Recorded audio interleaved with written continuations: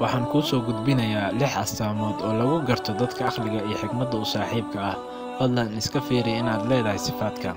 1. Waa dad fakira inta aysan falin, sababtoo ah waxay ogyihiin hadal ama ficil aan laga fiirsan inuu bohol kaa tuuri karo.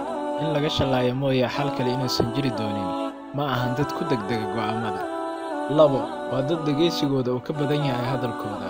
Waxay xiiseeyaan in dadka kale ay dhegeystaan, mana jecla in ayaga mar walba la dhegeysto.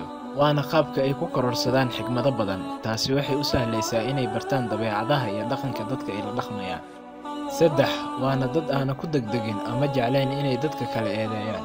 Waxay isku dayaan inay fahmaan ama ka hadlaan waxa keena arrinta dhacday iyo waxa ku kalifay inuu qofka sidaa yeelo.